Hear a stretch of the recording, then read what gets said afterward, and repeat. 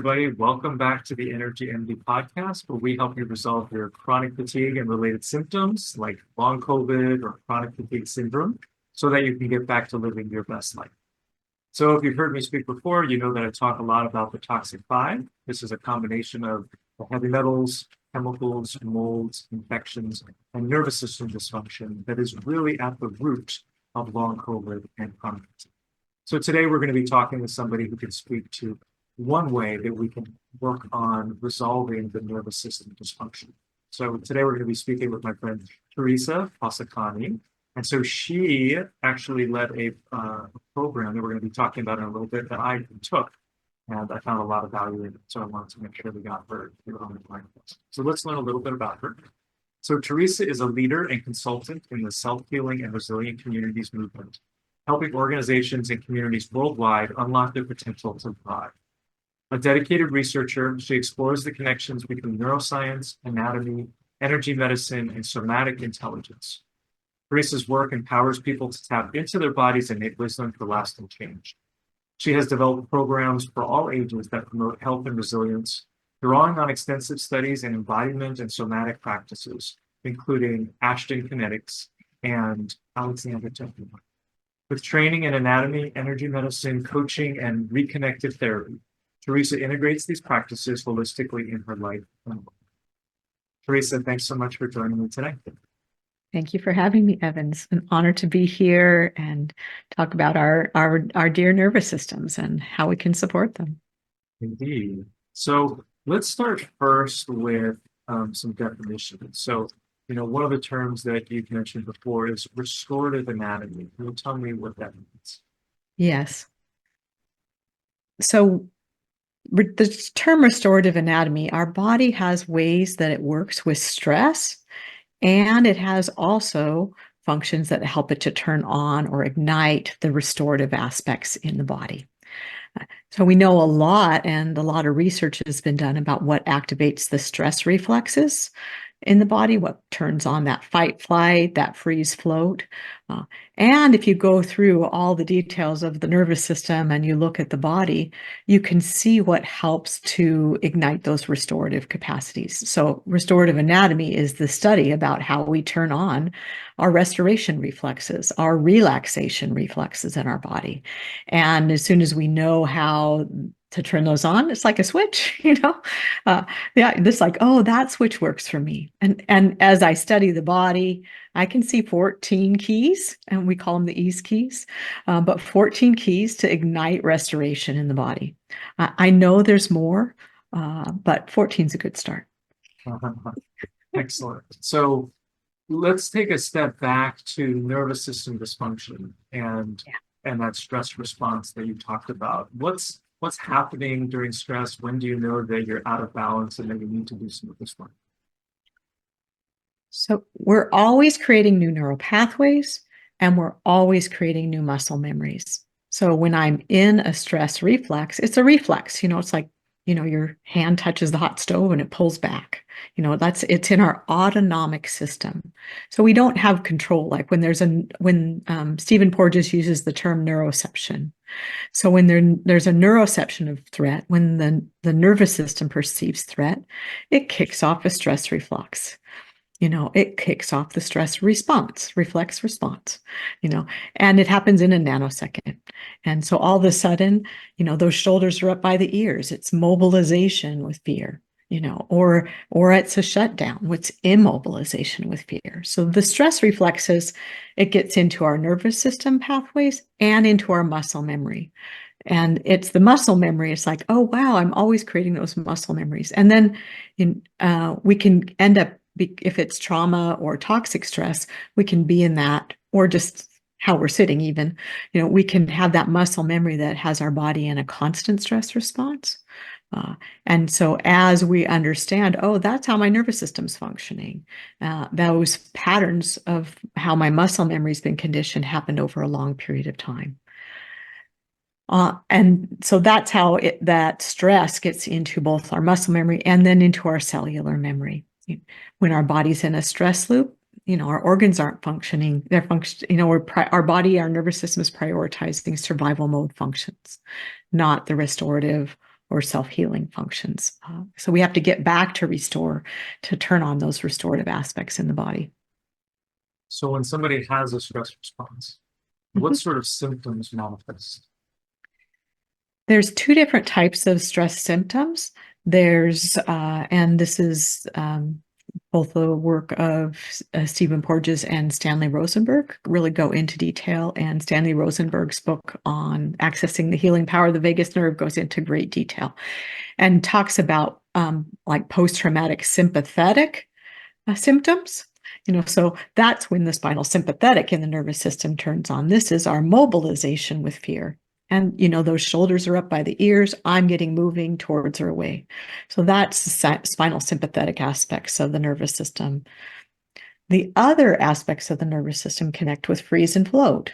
And so this is post-traumatic or post-stress shutdown symptoms. And in that case, it's like my turtle pulling into the shell. My protective mechanisms are all about protecting those vital organs. And so that can be, it's hard to get out of bed in the morning. It's hard to get moving. I don't have any energy. I feel depressed. There's depressive mood that goes along with that. Where the other one could be more connected to anxiety. And sometimes it's a combo. I feel, depressed and anxious about it, And so, we have to look at how those states in the nervous system connect. So we want to dial into, oh, wow, is it post stress responses that are sympathetic oriented? Because those function differently than the ones that are oriented towards the shutdown or the freeze state. Essentially, our body is trying to take care of us. Absolutely. It's realizing that there's a problem and it's shutting down, or it's trying to protect us. Absolutely. These are simply patterns of protection. And so once we understand, oh, wow, these are my body's natural patterns of protection, and that's how they function. That's how that got into my muscle memory in the first place. And then once we've gone into them, it's just like, oh, we just have to remember to come out. Because I'm going to go into them. I'm like, stress is going to happen. Like, I'm going to turn on the news even. And wow, there I am in my stress reflex. It just takes a nanosecond. So totally normal to go into them, and then, oh, can I notice that I'm in it? Do I know enough about my nervous system and these states in my body and my brain that I can know how to come out? I love the fact that you said notice. Stacy, my wife, talks about, who talks about noticing as a superpower.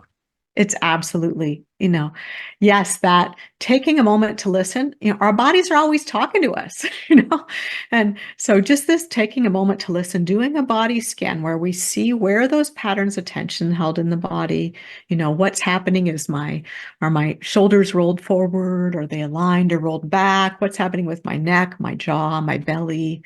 You can just really kind of go through and based on where there's those common stress patterns being held, it's just like, oh, wow, I'm just so glad to take this moment to notice. I didn't know I stopped breathing. And so how once we can observe, then it's, and we know what serves us, we can, exercise the muscle memory of ease or restoration more. So that was going to be my next question. So you notice that you're in a stress response. Then what do you do? Well, so the first thing is just to acknowledge this is my stress reflex. It's just a stress reflex. That's all. So we have so many thoughts about I shouldn't be that way, or, so this real deep compassion for myself. And also it changes like every minute. So if I notice a minute later, I'm like looking for snapshots during the day. So here's a snapshot. And then if I cross my legs, I'm in a different position. And a moment later, if I'm sitting at my laptop, I may be like this. And then, oh, I'm, dancing in my living room. It's a totally different one. So partly the taking a moment to listen is to start to notice my habits. Oh, like how do I usually sit? How is that for my body? How am I breathing usually? And then over time, we want to just our muscle memory, our neural pathways are conditioned through repetition. We change the program of our muscle memory through repetition. So we got to dial it in with repetition, and see, well, how do I practice these patterns of ease, these habits of ease, these restorative reflexes, so that I can get that deeper in my muscle memory, so I can breathe more during my day. So it's interesting because some people, talk about how changing your mind, utilizing your mindset, and help with the stress response. And here we're talking about the physical, right? And Absolutely. how you can change your physiology, and that can in turn change your stress response. Is that accurate? Absolutely. Yeah. And it goes back to Ida Rolf. You change the posture of a person, you change their psychology. And that has to do with getting more circulation and oxygen to your brain. Because if you have less circulation and oxygen, it's prioritizing survival mode functions. And we're not getting much oxygen to that brain if my ears are up by my shoulders, there's not much room for my breath. So once I've opened that up, then there's more circulation and oxygen. So I get smarter. There's, circulation to my prefrontal cortex. Hooray! That's the part of my brain that can help me focus my attention. So if I'm not in my focused attention, most likely somewhere I've cut off that circulation in my brain. And then most of the signals that come to the brain come from the body, with the vagus, it's 80%. So, wow, I'm always sending signals to my brain. My body's always doing that. It's always sending that information. So, this body up approach is real key for both our physical and our mental health. And so these days in society, we have challenges with our anatomy and our physiology, right? Are we, chairs and sitting and standing? Like, what are some of the challenges that we're experiencing as humans living in today's society? Well, first is our phones. Just look at your hand like you're looking at your phone. It's like look at all the things that happen. Your eyes follow your eye gaze goes to your phone, your head follows your eyes, and your body follows your head. Okay. So, oh wow, all of a sudden, I'm only going to be able to breathe shallow. Someone used the term device apnea. I don't like the term, but it's true. Like oftentimes we're only breathing very shallow when we're working on our devices, be that a phone or a laptop or just sitting a lot. And so this, as soon as that I have that forward head posture, I've cut off that circulation in my brain. So good to know. I saw you just got up a little straighter. That's what everybody does. They're like, oh, wow, I'm doing that to myself, And so this little adjustment, and these habits, they start very early in life, so most of us didn't get this foundational education, for how to be with a standing and seated posture in a way that supports our physical and mental health. That's just missing from our education. So this is just, to me, what we're talking about in our self-regulation programs is foundational health education. It's like, oh, this is how my smart body works. How this dynamic adaptive body works. It's a vehicle. Like, how does it work in the high performance vehicle? How does it work as an instrument? And once we study that, that opens up all this capacity. So what do you recommend for people who are working jobs where they have to sit at their desks? And do you like sit-stand stations? How many hours should they do? What do you think? So in a broader sense, the first is to know that your brain is part of your central nervous system. So, we talk a lot about the brain, and lots of times you see images and it's like cut off, And it's like your brain's part of this beautiful central nervous system. And the central nervous system is your brain, your spinal cord, it's your skull, it's your spine itself. And then the meninges that wraps the brain and spinal cord, then the shell that's the spine and the skull go on top of that to protect. Okay. So this is one system. There's a fountain of, cerebral spinal fluid flows like a fountain. Our circulation to our brain And we have to think about this fountain, of the cerebral spinal fluid. So if this, caring for the bottom and top of my spine during the day, in standing or seated posture is really key. And I can do this through the simple ease keys practices. There's a number of practices that work with the top of the spine. There's a number of practices that work with the bottom of the spine. And we want to keep this fluidity, this mobility going all day long. You can think of it like, okay, there's this beautiful fountain. And if I pinch the hose on the fountain, what happens? And so just try that for yourself, Evan. Just go ahead and just like with a little forward head posture or a little tailbone tuck, what happens in your body? What do you notice? Yeah, it is harder to breathe. Mhm. Um, yeah, I'm not particularly good at this. I'm working on being able to understand and pay more attention to my body, but Right. oftentimes, and I'm standing right now. You're standing. I am And standing.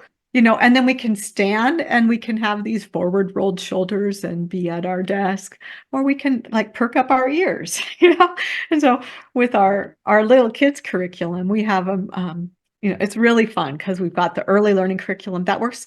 The adults come to the early learning curriculum and they're like, well, I'm here for the kids. And then we realize we trick them. It's just really for the adults. And then the kids are going to mirror the adults. So it's super fun. And in the early learning curriculum, we have a number of the animals be teachers about our smart bodies. And so we have everybody sit wavy like snake. And so we're just sitting wavy like snake. And wow, it's just like, okay, what happens is you sit wavy. And then we teach them about their hip bones. And if you tip your hip bones, how's the wave, So if we want to find it the place to sit, so you can sit wavy, and then we have them like perk up your ears, like cobra perks up its head and, look left and right and then say, sa. So this little exercise activates the spine. So we are getting that circulation going up the spine. We get more oxygen and circulation to the brain. And then we're turning on the social engagement system. We're turning on auditory processing. We're getting the visual processing so the kids are connected to the world around them. So we're turning on social engagement. And we have this beautiful social engagement system. So we want to turn it on, and you can know, like if when my teenagers are grown now, but if they were on their phone or something, they literally can't hear me. As soon as they're in that posture, they can't hear me. It's just good to know. So once the social engagement system's turned back on, people can hear each other.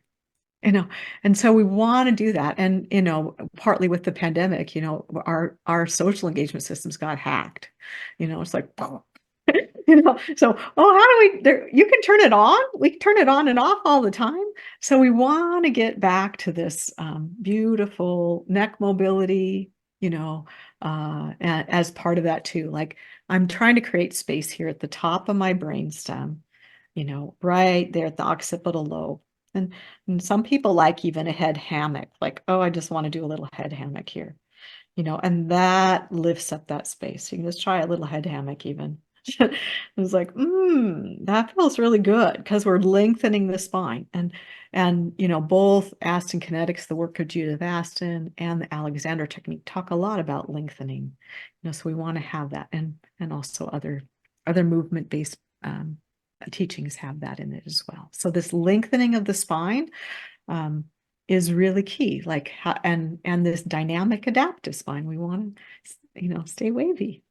I remember in my yoga teacher training, they talked about, lengthening the spine because it separates also the spinal processes. The Yes, nerves that are coming out in between those processes aren't being pressed. and that goes to all the organs. So as we're thinking of caring for our nervous system, this caring for the spine, this lengthening of the spine, keeping that fluidity in the spine, those nerves, they support all our organs and all our peripheral nervous system. So having a suite of habits to do that is great. And, it is very much, you're also healing old programs or patterns that, got stuck in your muscle memory sometimes. Sometimes, these patterns we know come across generations. And so like, oh, like I was mirroring what the patterns in my parents. And so that got deep in my muscle memory early in life. And the good news is we can reprogram that. We can reprogram that muscle memory. And once we know the restorative anatomy aspects, it correlates also with a lot of, traditional teachings. And so empowering. It's You, completely empowering. That's right. you learn And these keys and yeah, yeah. And there's, so this, you asked about, the foundational piece for our physical and mental health, and that central nervous system, caring for your central nervous system, that's the first aspect. And really, like, how do I get that into my habits? When we teach the self-regulation class and the early learning class, we teach it over 4 weeks because it's about habit. So everybody chooses a couple of these keys and they just try to get it into their memory over the week. Like, how do I get this in my habit? And it's like, and so working with the science of habit, if we want to create new habits, they need to be enjoyable and easy to do, you know.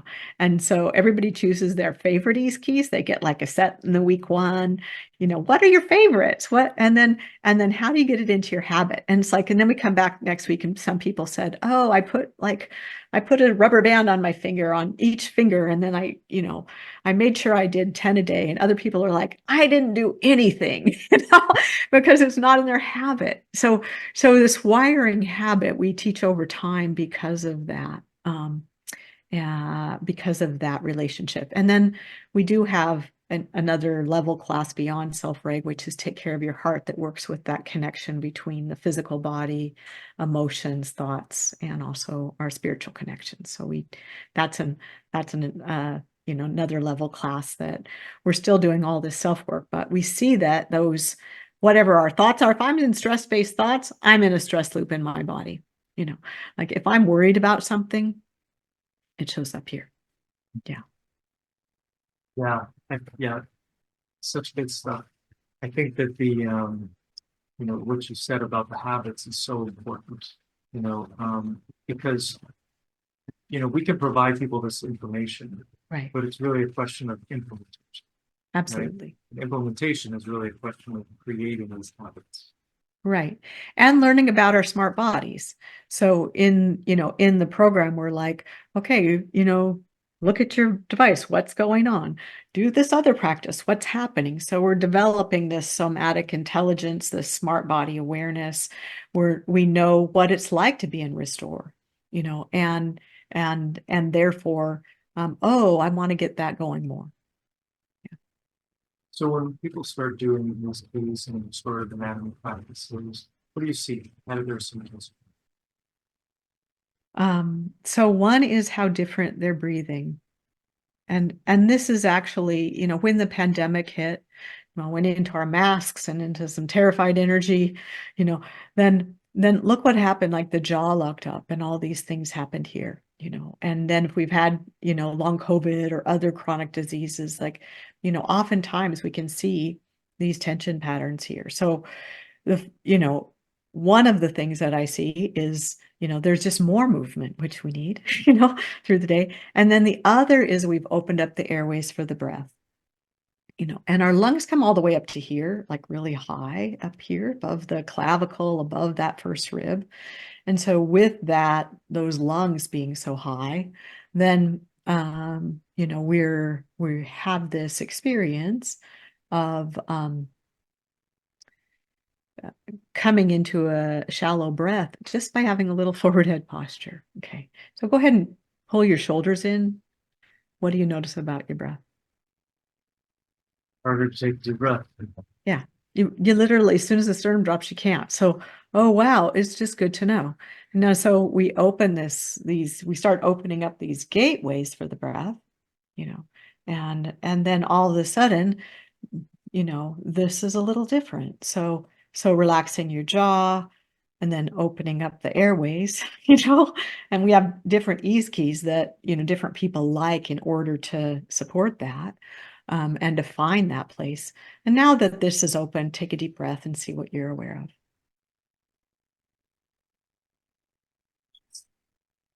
It changes. How does it change? Just able to take a much deeper breath. Right. So when we're in this forward posture, we're only able to breathe in superior lobes. And then once we've opened up that space for the lungs, like, oh, wow, the rib basket needs to open. This dynamic rib basket needs to open. And now I can breathe in my whole lungs. And so that also supports my heart because there's also contraction around my heart here. And so this is really important for the functioning of the heart and lungs. And then, the nervous system also downregulates as our respiratory rate goes down, our heart rate goes down. So, and then vice versa, this can be anxiety when the heart rate and the respiratory rate are up together. So some people are familiar with somatic experiencing. Mm-hmm. Um, how does that differ from restorative anatomy? Or is it one of the same? Right. Uh, so first, somatic experiencing is real connected to the work of Stephen Porges and understanding the stress reflexes in our own body. So we're aligned with it in terms of understanding the role of the vagus nerve and the importance of the vagus. And then with the work of Judith Aston and also the Alexander technique, we're really observing the structure function relationships with the body, like and knowing how how our posture impacts our nervous system. So if I have a misalignment in my upper cervical spine, that's going to impact my body's ability for my nervous system to be regulated. Okay, so some things have to happen at a structural functional level. So we're looking at the structural functional aspects in addition to developing that really essential embodied awareness. And then depending on what each person's trauma history is, life history, what they've experienced in their life, those stress patterns can show up in different ways. So my protective mechanisms, that's a complicated thing that's physical, emotional, mental, so we really want to the restorative anatomy just looks at the work there and connection with Stanley Rosenberg worked closely for a period of time with Stephen Porges and goes into a lot of those details as well. So we're dialing in on those anatomy details. And so I would say it's very complementary to somatic experiencing, and you're like, oh, wow, that's how my smart body works. So as you get more of those details, it helps us to heal even faster. So for people who are interested in cultivating their smart body, they Mhm. might be thinking about how long does this take to do during the day? Is it micro movements throughout the day? Is it, what are the sort of practices? How much time Yeah. do you do? These are all the ease keys are very efficient practices that, take a minute, you know, uh, and sometimes I like to, I mean, when I guide the practices, I guide them for 90 seconds because it's like it takes a minute for my nervous system to like catch on that I'm safe, that I'm in a safe place, uh, and so, it takes a little moment for my body to say, well, uh, that feels better. I can go into that relaxation response. Um, and then these are learned, like we learn how to relax, And so I had one person work with me for a while and, you know, he came to be in my class because he said his doctor says he doesn't breathe. And his wife says he doesn't breathe. And so he says, and this was my Take Care of Your Heart class. And he says after 6 weeks he was breathing and he's like, I think I'm ready to start the class again, but that's not long. I mean, this habit in his muscle memory has gone on his whole life. I've worked with others who have experienced a lot of trauma, and it's just like they're just like, this habit of our shoulders up by our ears, or even just anxiety. I've worked with people who one of my clients came in and said, I have anxiety and there's nothing I can do about it, and then over the period of a session, we, found that place of ease, that place of restoration. And it was just such a relief, so um, you know, our muscle memory is conditioned starting the moment of our first breath. And so as we continue to find more time, spend more time in restoration, you know, it has generative effects. The ease keys themselves, they just take, you know, take a minute to practice, you know, so I can do them anywhere. And some people say they're even less than that. So one of them is called brain balloon up. And so just imagine your head's full of helium, it's floating up, you know, and then on the inhale, let your brain balloon up. On the exhale, let your shoulders relax down. So inhale, brain balloon up. Exhale, let your shoulders relax down. And just take a couple more breaths, brain balloon up. On the exhale, let your shoulders relax down. So all of a sudden, your shoulders aren't up by your ears. Yeah, there we go. You know, and we're taking care of that top of the spine. So now I have more circulation and oxygen to my brain. You know, my lungs are in a better position. So they're all very efficient practices. So how do you work with people? How do I work with people?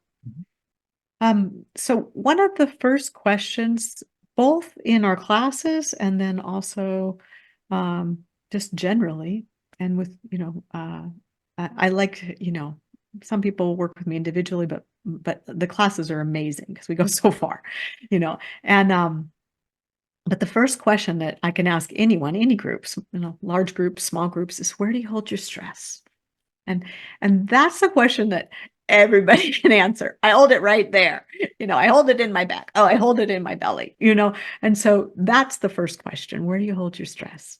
And then, you know, working with people to have them through their own observation, noticing which ease keys help to unwind that, you know. And it's sometimes, you know, there's a general pattern. Like I can say, you know, these are the ones that help with anxiety because generally people hold their anxiety or their when they have anxiety, there's generally, you know, shoulders and neck. But other people, they're like, oh, I hold it in my belly. So, you know, you need different ease keys depending on first, where you hold your stress, and second, what works for you. The good news with the ease keys is they're non-prescriptive. I can start anywhere, you know. So I could start with brain balloon up. I could start with my feet. I could start with my breath. So you can, you know, we're just sending these signals of safety to the brain. And then the brain says, oh, you know, we're just getting more oxygen and circulation to our brain. And then, oh, you know, I can start turning on restoration. We're in a safe place. You know, my body says, you know, it has a neuroception of safety as I get that more circulation and oxygen moving. Yeah. But everybody's really good to report very quickly where they hold their stress. How about you, Evan? Where do you hold your stress? I hold it mainly in my shoulders. Mm-hmm. I have a little bit in my belly, Yeah. but it's mainly in my Yeah. And so we have, you know, like our primary and our secondary places, you know. Uh, and sometimes you don't want to go right towards the place you hold it the most, you know. So I was working with a family and the kid was always having digestive problems and stomach problems. And you could just see, we talked about, you know, the stress gates. And so there's the belly gate, like he held his stress in the belly gate, and other people hold it in the shoulder gate or the neck gate or the tail gate. And then, but we started at a different place, you know. It was just like I didn't go right for where it was most tense. It's like, well, how does this feel? You know, and as you kind of start to see, you know, what supports you, it works well. There was one of the teachers who I was working with said the kids didn't want to do anything. So one of the ease keys was called wag your tail, and they wouldn't do anything. They're like, no, I'm not doing that. And no, and they're always no, always in the classroom. And then the teacher says, well, can you wag your foot? Can you wag your hand? And then she's like, yeah, I can wag my foot, you know. So she started there, and they're starting to get that wave going, you know, and that's sending signals of safety to the brain, you know. And so and then she got most beautiful art from this child because she felt so seen, And so there was this co-regulation that happened in this moment where the teacher was looking for what created more ease for that child. Oh, what creates a sense of ease? Oh, they can wag their toe. You know, how great. And so we become ease detectives. How can we do everything with more ease? And I had two teachers, my teacher, Vicky Dodd, where I learned the Aston Kinetics work, and then my teacher, Herwig Schoon, with ReConnective Therapy. And they both said you can do everything from ease. So since then, I've been a student of this ease, and this curriculum grows from the understandings I received from them and this glorious study of our beautiful bodies. Right.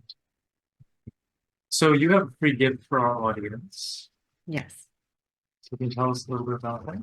absolutely. So our website is powerofeasekeys.com. So you can go on out to our website and you'll see there's a free downloadable. It's an excerpt from our book, from our curriculum of self-regulation. And we took the easiest ease keys, to do kind of that are easy to share with other people. And that's what we hope. We hope that this is something that helps you with everything going on in your life, those moments that kick off your stress response, those moments you're uncomfortable. But we also really wanted the ease keys to be something that people could share with others. So these are the easiest ones also to share. And so we encourage you to both, download that, but also learn the ease keys for yourself and then share them with the people in your life. Brilliant. And you have it in English and Spanish. We do. And our self-regulation course we have in English and Spanish. And there is an e-course also on the website. So we have both the live course and the e-course that you can access for self-regulation. And it's very easy to navigate the website. There's the self-regulation creating habits ease, the 4-week series. And it's happening several times coming up here in middle Yes. of November, so a couple of weeks. We have one here in November 18th. We start up. We'll have another one this spring. We just launched our early learning, so there'll be another early learning series starting in February. Yeah. And then there was another website that you have as well. And so that is emergingwisdom.net. Yes, emergingwisdom.net. This is my broader work around creating self-healing and resilient communities.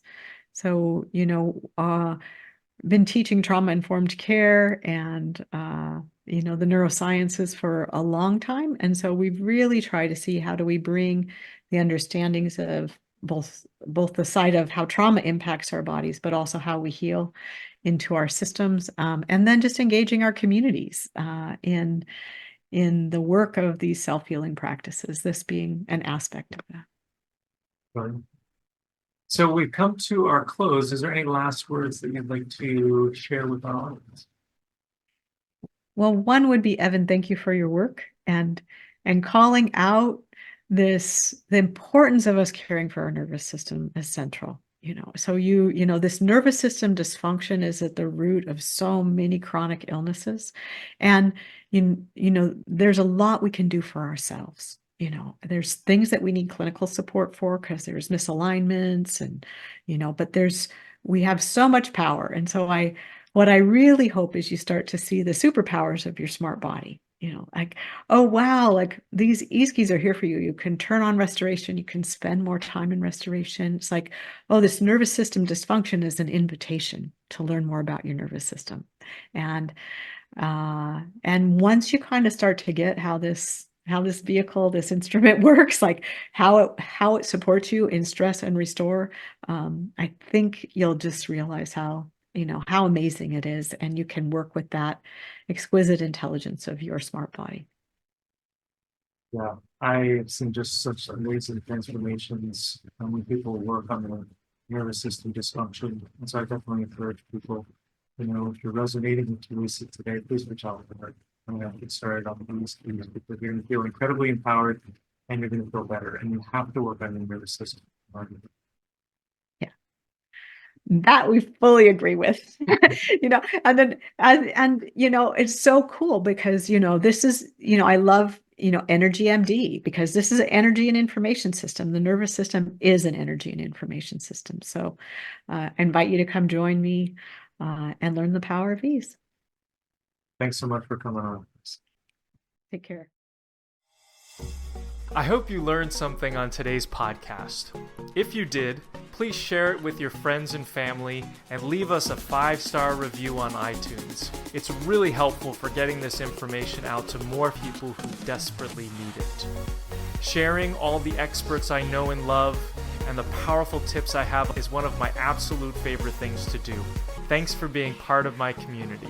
Just a reminder, this podcast is for educational purposes only and is not a substitute for professional care by a doctor or other qualified medical professional.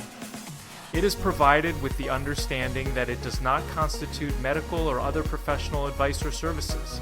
Thanks for listening, and have an amazing day.